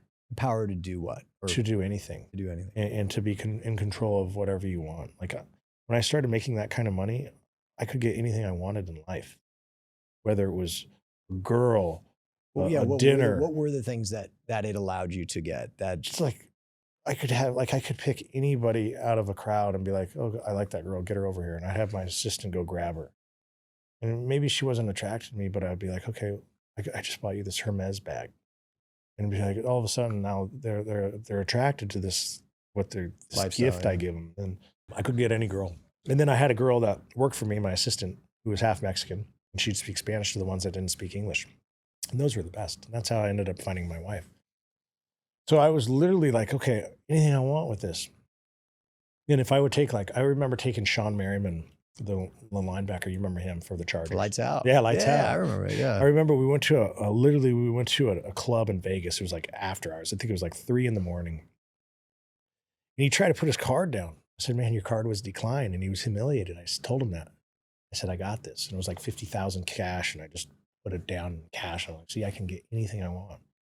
I just made Sean Merriman feel like, nobody. And it was just that power you had. And I think it was that, like you said, wanting to fit in, wanting to be the man because of that mother that left you. And you're wondering, like, what did I do wrong? How can I make this group of people better so they don't leave? And that's what it was. What was in this period of time where the machine was running? This is before we'll talk about what's homeboy from Vegas, Robin Hood 702. Yeah. But when the business was rolling, what was there a seminal moment, just like where you had this, like, everything figured out and everything was firing on all cylinders? You were just happy? I don't think I was ever happy. Yeah. Right. You can't. I remember I was literally in my mansion in Costa Rica. It was an all glass house. And I had a 180-degree ocean view. And then on the back, it was 180-degree jungle rainforest. And I was on the third. You had to get through 3 gated communities, 3 gate guards to get to my house. It was on the top. And I'm looking over the white sand beach. And I got prostitutes all over. I'm like, yeah, this is fucking awesome. And I'm like, fuck, am I really happy though? I don't think I'm happy, right? I at the time, I'm in this moment and I'm doing all these drugs and cocaine and ecstasy. And I got all these women that want to be around me. I'm thinking it's great. And then you get to prison, you're like, fuck, I wasn't happy. I'm more happy actually now in life with nothing and starting over than the way I was trying to be back then. Why do you think that is? I think you just got to go through life, right? And figure it out. I tell people, just be yourself. It took me many years to figure that out. It took me a decade in prison to have some self-reflection and understand that trying to fit in, trying to be someone you're not is not the play. Be yourself and be Kyle Matthews, man. The guy that didn't become a football player, but became himself and ran with it and became more successful than all his brothers and family put together. That's right. You hear that? That's for you, Clay. Clay ain't listening to this. Yeah, Clay was with me on that third bus. We were walked on together. Yeah. What was Clay like back in the day? Dude, I like Clay. I can honestly say Clay never bought steroids. So Hats off to you, Clay, for never Did you try and sell him? never dabbling. I think he knew I was Dr. O-Dog, but I don't think I ever pushed it on him. You know, I was definitely a pusher, but never on Clay. He was a scrawny little fuck back then. Yeah, he was. He was.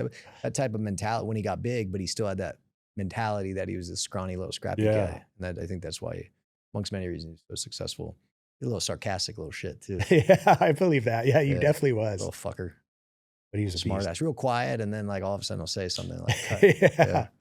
Yeah.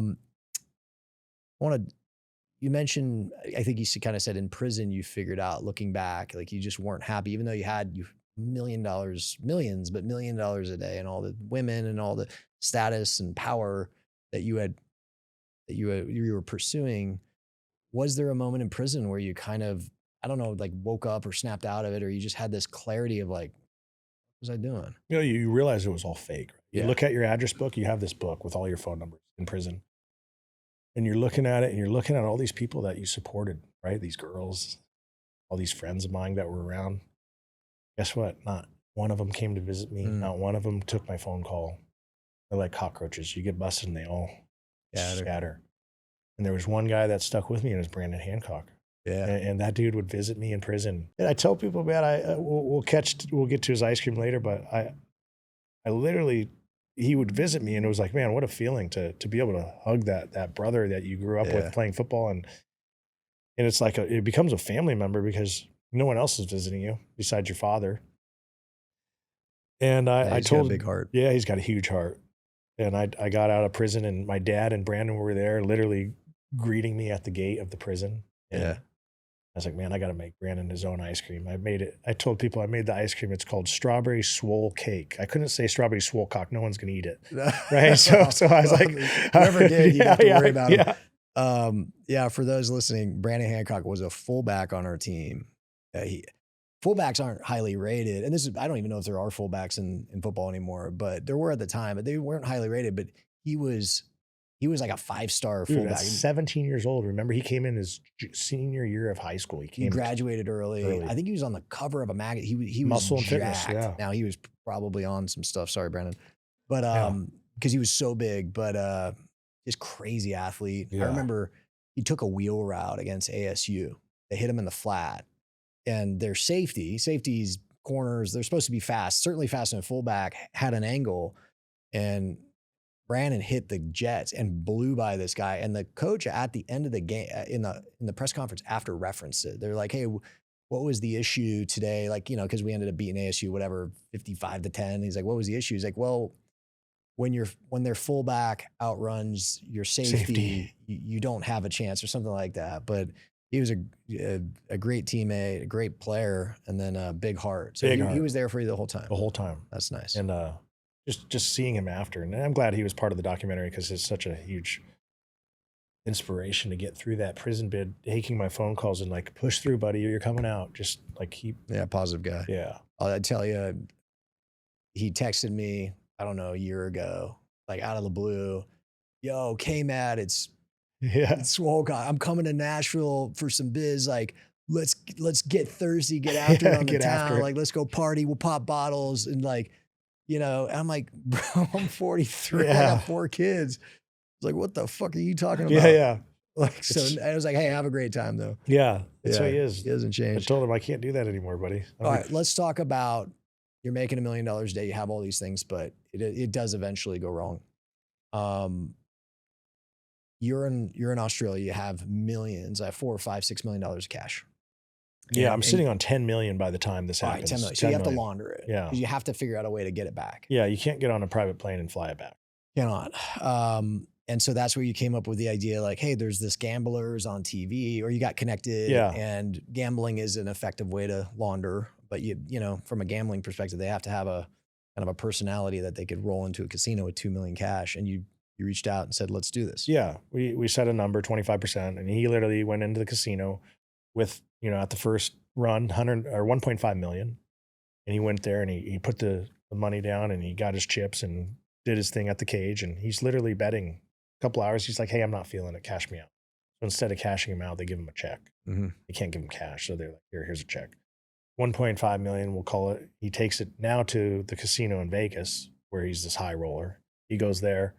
They end up giving him his chips, cash, whatever he wants. He's a high roller. They know him already. Mm-hmm. He calls me up and he says, hey, I did it. Took his 25% out, dropped off the balance of, I think it was close to $1 million and like 1.1. Gave it to my runners, and I was like, wow, this guy did it. And literally in 48 hours, I was like, okay, this is my answer. I'm telling El Jefe now, hey, we got the guy. And you said, let's do it again. Let's do it again. 2.5 million the next time. Something happened on this one. When you met at the hotel, he had a bad feeling. He didn't have a bad feeling. That's where he lies about the story. He called me to come back and do the 2.5 because he just made 25% of $1 million. Like, yeah. Do the math, right? Or $1.5 million. He just made 25%. I think it was like $375,000 he made for 48 hours of work. So he's like, I want to do more. So 2.5 million. And he came back and I give up the suitcase and he goes and he loses it supposedly 3 hours later. And he's like, hey, we got a problem. I lost I it. saw that on the documentary. Like he was playing 3 hands, 60,000 a hand, but he burns through 2.5 million. I mean, you would have to lose a lot of hands almost on purpose. Yeah, I don't believe it. What do you think happened? I know what happened. I'm going to say what I think happened, but I know what happened in the back of my mind, and it's never been brought to the public. But I know what happened was he gave $1.5 million. He got in a check, and then he came back with $1 million, and he lost that on the camera. The check of $1.5 million he took with someone that came with him, and he literally kept that aside. So now on the camera, you see him losing this money. Now he has his alibi. Look at, I lost it. We obviously confronted him on it. Now he starts to get scared. Yeah. And if you were to, in watching the documentary, and this was a part I had known because there was an article, maybe it's like 5-6 years ago I read about, is you're trying to get the money back from him. You're trying to put a little pressure on him. And the thing with his mom's tombstone in Pennsylvania and putting red paint on it, when I was watching it, I was like, man, from what I could see, this might be the thing that if I had to do something different, would I do something, would I have done that? You've had a lot of time, 10 years to reflect. What would you do differently as it relates to your approach to this? Yeah, that was plan B on that. And he was literally, I hired the private investigator. His job was to dig out the tombstone, which is supposed to be my collateral. Like I said, get me the tombstone. That's all I want. Because if I had that tombstone and I said, hey, I got your mother's tombstone. I want my $2.5 million, or you're not getting it back. I knew that would because I already knew he had a soft spot for his mom. Mm-hmm. I was like, that's all I want. But when the private investigator said, hey, this thing's like 6 feet tall and I can't. Yeah, it's just giant. And I'm like, well, what do you want to do? He's like, let's throw some red paint and Photoshop you. I'm like, okay, dude, I was so desperate at the time. Like any kind of money I could have got back, I was hoping to get back. And if I could do it all over again, obviously I wouldn't have done that. Like that, I should have just said, you know what, fuck it, come back. Because that right there. That seems like what set him off. Yeah, it definitely set him off, right? But I talk to people and they're like, yeah, but he stole 2.5 million. But there's certain things, and yeah, I do regret that, definitely. But my mentality at the time, it was like, I don't give a fuck. Well, let's talk about that. The mentality. This is a podcast for mentalities. What is the mindset or mentality? So what drove you to make that decision? How I see it is like every day, if you've, by way of this guy, Robin Hood 702, what's his name? RJ Cipriani. Lost $2.5 million of the cartel's money. Were you in a place mentally where every day you're like, dude, I could get whacked today? Yeah, I knew it. Like they kept asking me, like, where's my money? Fuck. Later on you'll see what I did. But the whole time I'm like, fuck, no one steals this money. Like I felt like they stole it. Like you're stealing money from me. I'm this powerful person. I can't let, that's going to show me as being weak if someone gets over on me 2.5 million. I have this bookie mentality, like no one fucking stiffs me. Being a bookie, that's where it went into play. Like I'm literally using my muscle to deliver pizzas and having people drop off flowers at his wife's place of work. And so that he knew I knew could get him anytime. And going to his mom's, it was a mistake for sure, but I wanted to show him, like, if I can get to your wife, I can get to your mom. I'm going to get to you eventually. Was there, and again, you might not have been in the right mind, drugs, alcohol, and then just the pressure and stress of owing the cartel $2.5 million. Was there a moment where you considered, like, I'm just going to have this guy taken out? No, I'll tell you why. Because yeah, you take him out, then what? Then how you get your money back? Mm. But there's this feeling like in the back of my mind, like, I feel this guy's going to be honorable and do the right thing. Like he keeps selling me a dream, like, hey, don't worry, I'll get it back. I'll pay you back. Like, just give me some time. Okay. He'd feed me this bullshit, and I'd like, there's like part of me wanted to believe that he was going to be honorable. And to your point, if he disappears, part of you's like, well, I'm definitely not getting it Definitely back. not getting paid.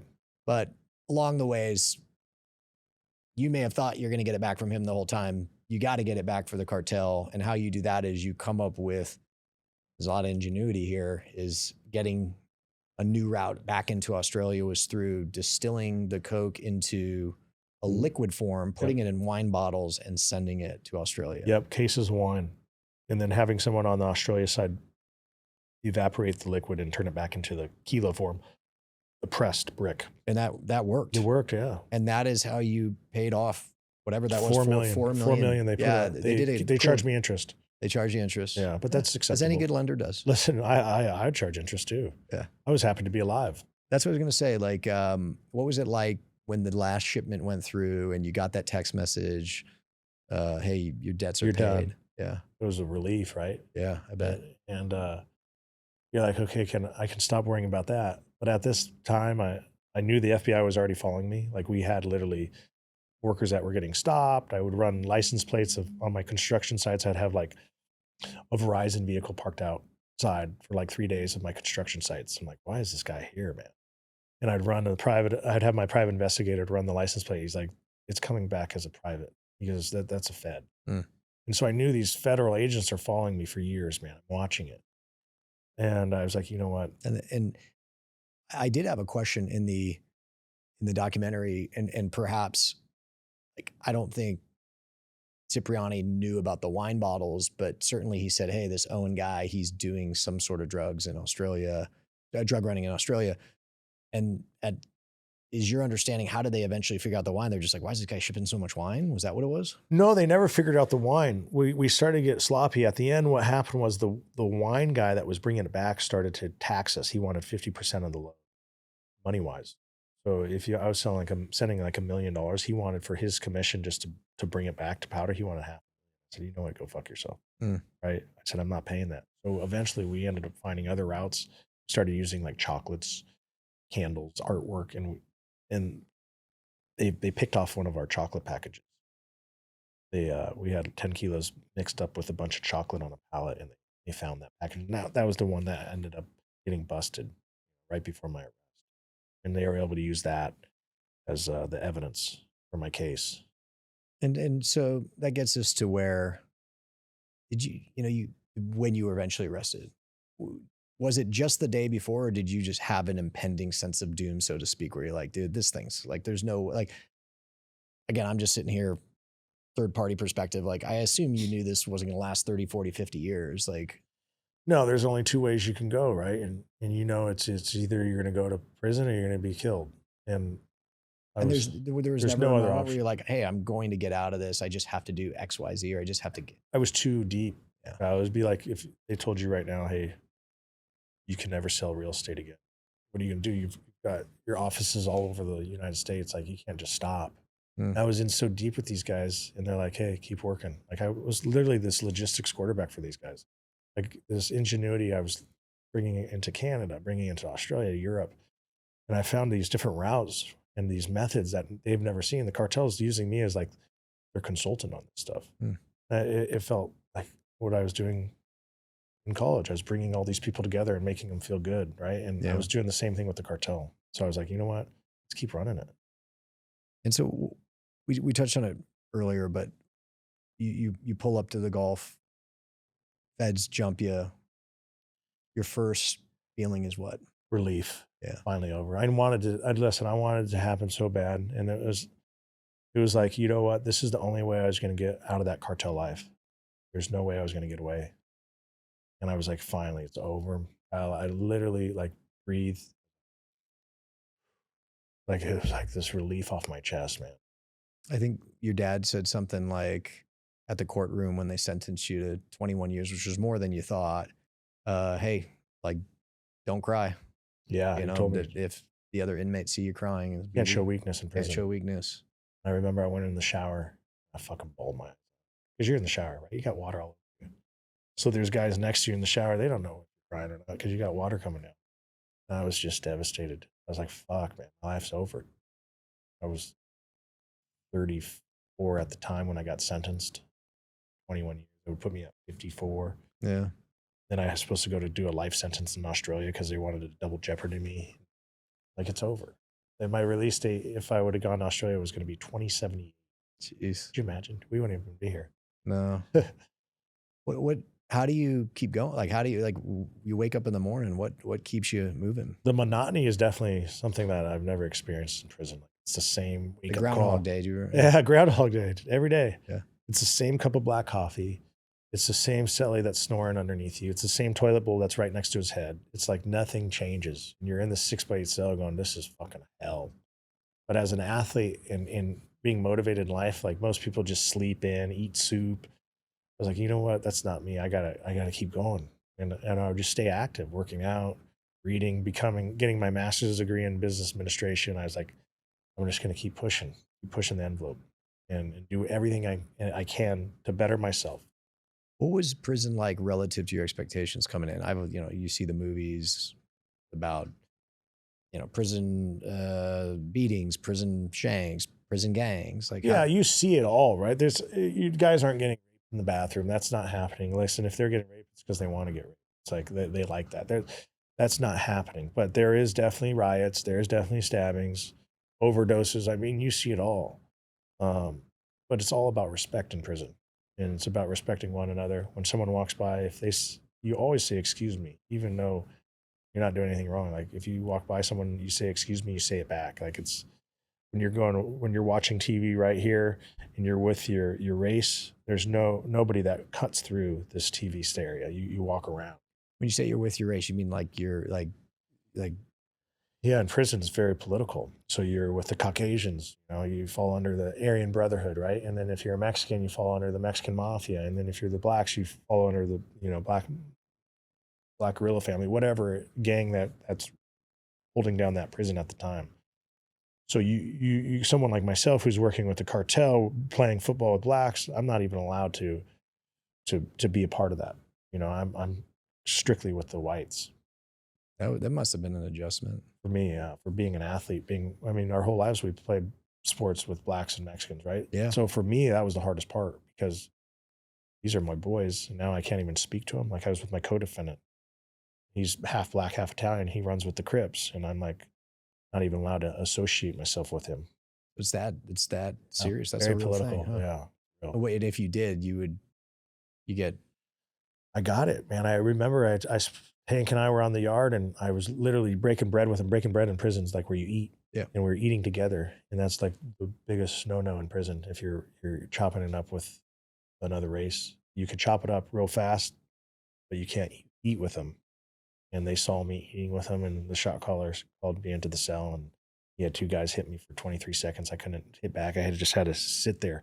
And I'm literally like getting beat down. I'm holding myself like this and we're just skinheads were just, he's like, stop. He sent him out. Shot caller's like, you don't ever, ever break bread with an African. And he said a different word. He said, you don't do that. You're in prison now. I said, man, it's my number 2 on my indictment. It's my right hand. He's like, I don't care. You're in prison now. You run with the whites. It's an eye opener, right? Jeez. When did you know you were getting out? How do you do you get a phone call? Man, I didn't know for a while, right? I want to save some of this for the documentary so people see how I got out. But in 2024, my lawyer said, hey, the judge ruled on a matter. And I said, so what's that mean? He says, they just granted you 18 months halfway house and you're getting out in March of 2024 to the halfway house. Do you just like fall on your knees? Like what happens in that moment? That's where you really want to cry. Yeah. No, I was gonna say, I'm like on the phone and you got all these inmates and you're like, God, I can't, like you want to just bawl. Like, this is really happening. I was never supposed to get out. And you're calling your dad and like, Dad, you're gonna be able to see me. The whole time I'm thinking, I'm preparing myself for my father passing, my best friend gone. Like that's what I'm preparing myself for. There's no way he's gonna make it to 2070. Put him at like 120 years old. Yeah. And I've called my father and he's like, no way, son. I said, Dad, please be March 4th, 2024. Please, Dad, be at the prison. pick me up. He's like, no way. Couldn't believe it. They showed up with Brandon Hancock, Mark Wahlberg's crew showed up there to pick me up. And it's like, you don't want to cry on camera, but like this, you're holding back. I bet. Yeah. How did the whole Wahlberg documentary come out? Was that your idea, or was like someone reached out to you? No, they reached out. A guy visited me in Lompoc Unit prison back in like 2017, and he came and he goes, dude, I want to help you push this story. I'm like, dude, do whatever you want. I'm going to be here forever. I didn't think I was ever going to get out. I'm like, do whatever you want. He's like, I want to do a book deal. I want to do a documentary. I want to do a movie. Yeah. You know, you hear about it. So he did get the book deal while I wrote the book, The California Kid, while I was in prison, and became an Amazon bestseller. And then he's like, hey, Wahlberg's team wants to do a docuseries. What?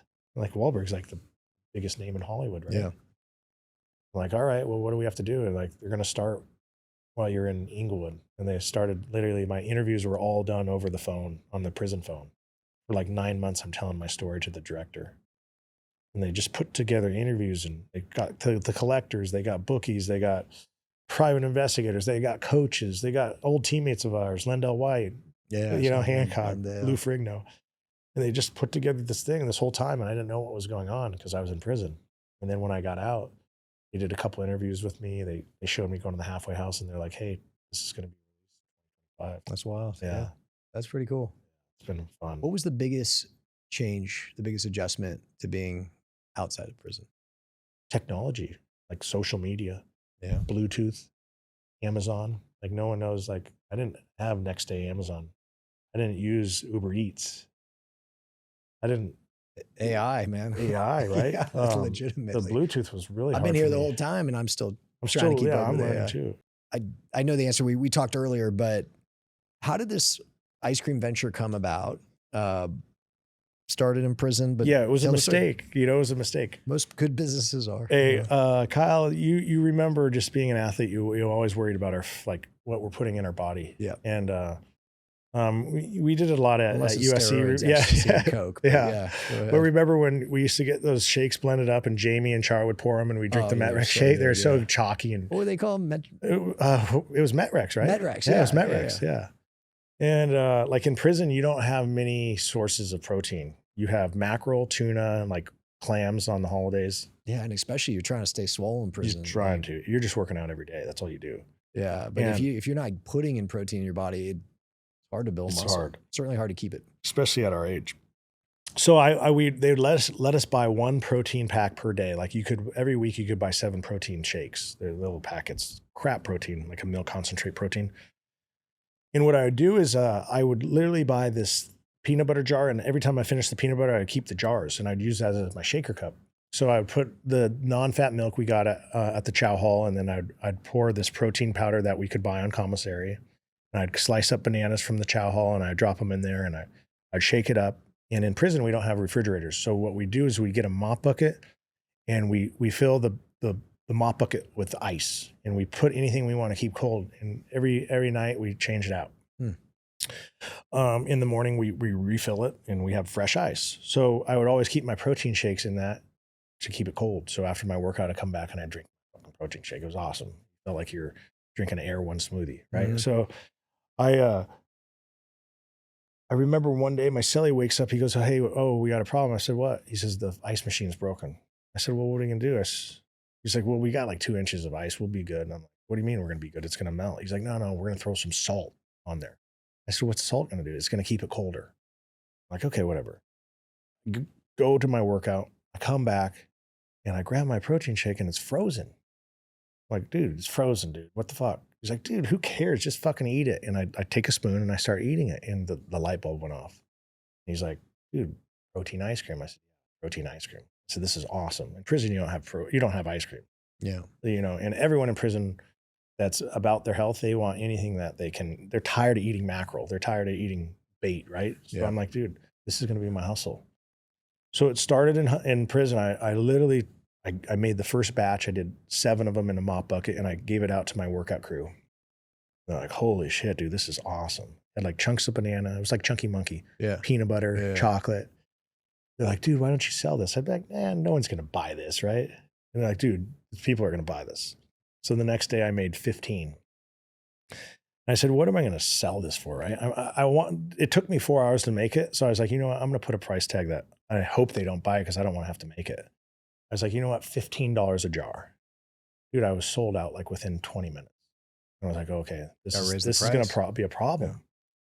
So I'm now, okay, it cost me $1.50 to make. I can only get 7 protein shakes a day. So I have to, or 7 protein shakes a week. So it cost you $1.50 to make? Yeah. And you're selling it for 15? Yeah. That's a better markup than the Coke, than the Yay. In the documentary, you see me making the ice cream in prison. I'm like, man, it took me 10 years of my life to figure out that this markup. That's right. Right? It's the same markup. I'm like, it took me to go to federal prison to figure this out. Yeah. So I'm like, okay, I have everyone on the block now working for me. I got all my neighbors working for me, and I'm giving them each $1 on each ice cream. Because in prison, like average salary is like 20 cents an hour. So now I got guys making, $7 for 4 hours. Unheard of in prison. I mean, it's not $1 million a day. No, but it's prison, right? Yeah. You only can spend $300 a month in prison. That's your limit. Oh, really? Yeah. So now I'm literally, Super Bowl Sunday comes and I have pre-orders for 50 of these things at $15 a jar. And people joke, they're like, Hanson, you made more money than the correctional officers today. And I did. I had 2 correctional officers in the unit that I made more money than. And when I get out of the halfway house, when I get out of prison, I go to the halfway house, I'm like, okay, I'm a convicted felon. What the hell am I going to do? And I was calling one of my buddies from Miami, and he's like, dude, what did you do in prison? I said, prison sucked, man. But I said, I'm not going to lie. I said, I started hustling ice cream towards the end, and I felt like I was selling cocaine again. And it was like the same rush. He's like, are you serious? I said, dude, it's the same mentality. I'm a hustler. And it was like, it felt rewarding.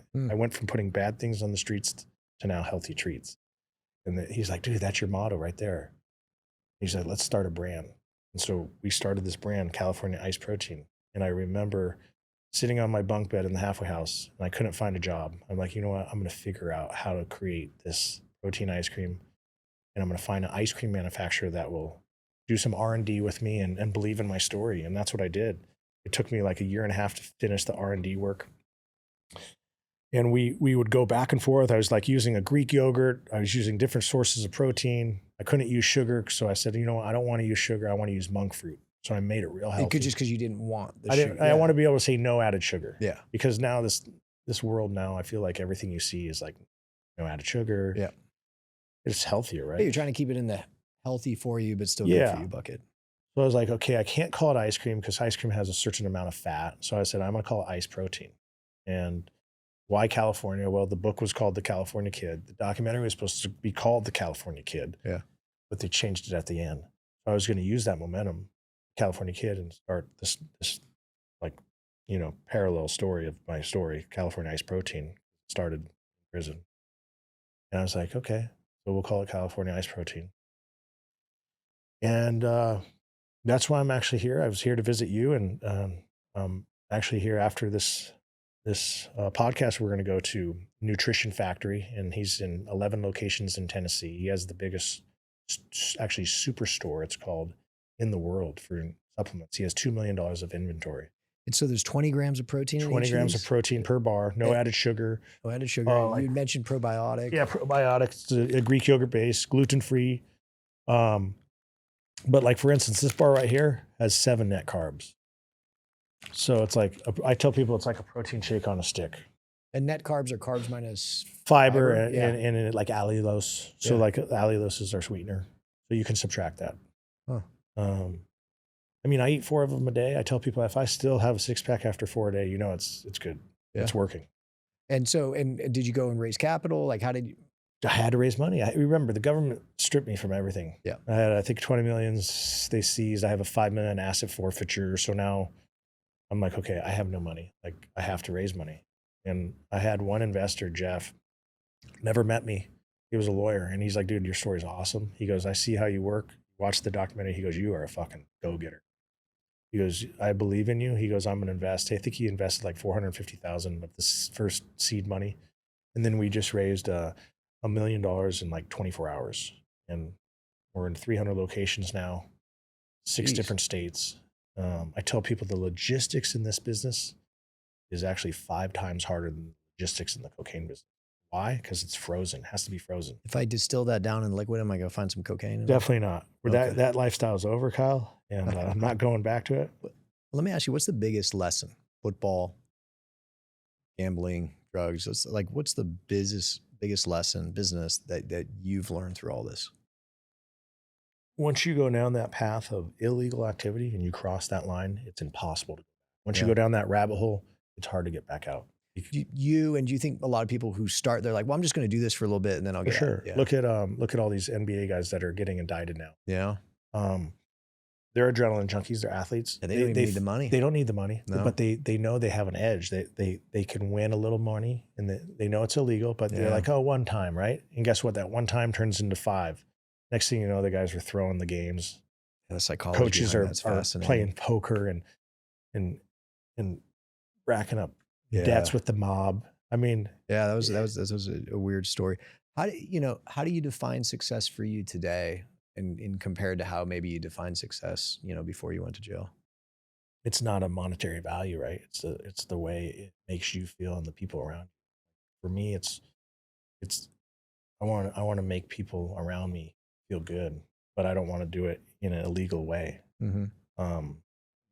Whether it's protein ice cream or helping the youth. Like I went back to USC and spoke to the USC men's basketball team.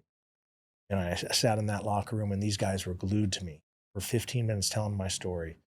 And I said, if I can make one of you guys, listen to me and not go down the path that I went down, that's a win for me. And they're looking at me and they're like, holy shit, this guy's not lying. Like he's been through it. I don't want these guys to just, remember it all started with gambling. So now in college, guess what? You can bet on professional sports legally. Kyle, on that same application that you can bet on the NBA, guess what? You can bet on the NCAA basketball. Yeah. Well, if you're the star shooting guard, and guess what? You realize that your team's favored by 10 points, and all of a sudden you have a tummy ache at halftime and you go out. Yeah. Wasn't that kind of weird that you just spent $200,000 you bet on the other team because you knew you were going to go out? It's going to happen. It's the tip of the iceberg. Yeah, it's not just easy money. It's this psychology that drives people to do this. In some ways, drove you to do it. What has been the hardest? And I think in prison, you probably have a lot of time to kind of reflect on who you are. Like, what was the hardest truth for you to accept about yourself and how you ended up there?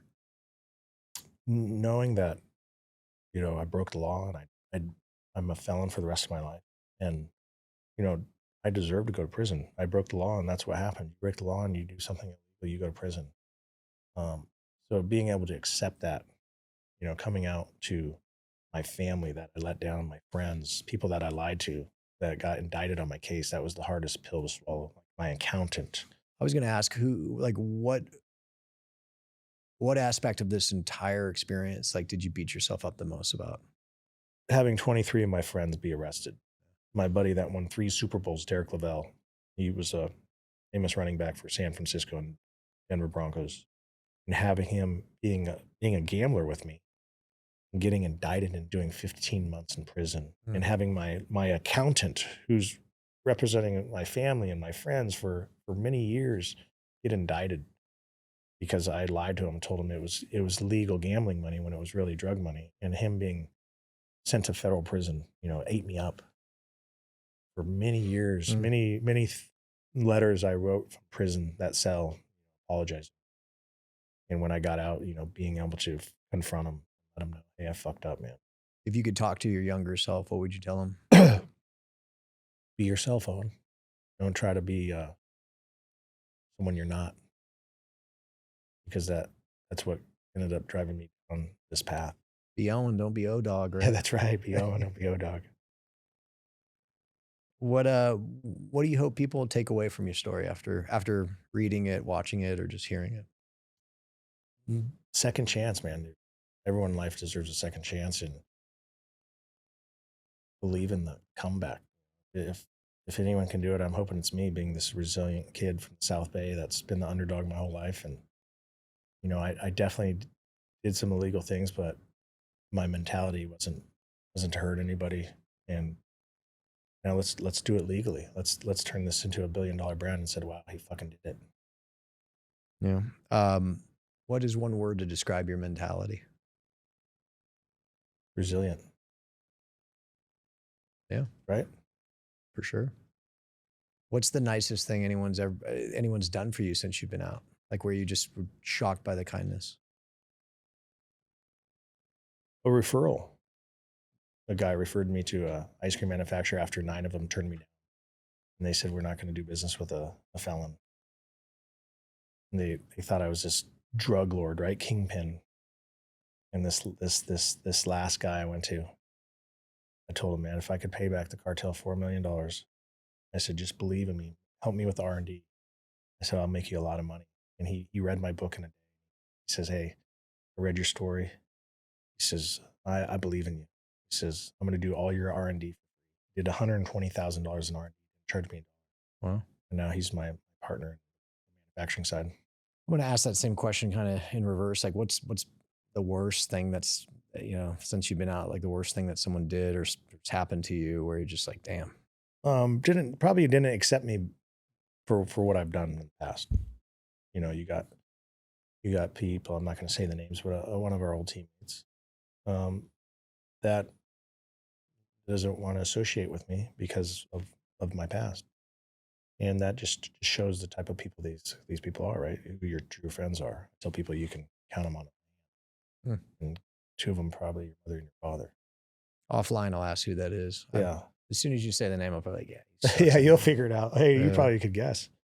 I guess one last question. Since you've been out, what's the craziest thing that's happened that, you know, when you were in prison, you dreamed of getting out, you're like, that would never happen, but just kind of wild experience.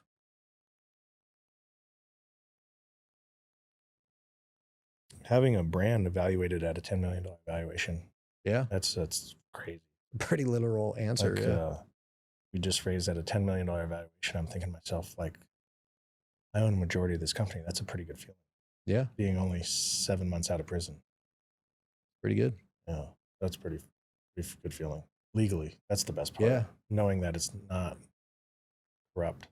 Less anxiety. Yeah. Still anxiety when you're a business owner. Listen, it's only like I tell people, it's just a volume game, right? Like, yeah, I'm making $1 a bar, right? But eventually I'm going to sell 1 million bars in a month. That's got to be the goal, right? You have to have certain goals. Let's tell the audience, where can they find the ice cream? If you're in Nashville, we're here in Tennessee in 11 locations. We have a locator on our website, CaliforniaIceProtein.com. If you can't remember all that, just remember eaticeprotein.com and how you remember it. Not ice cream, ice protein. Mm-hmm.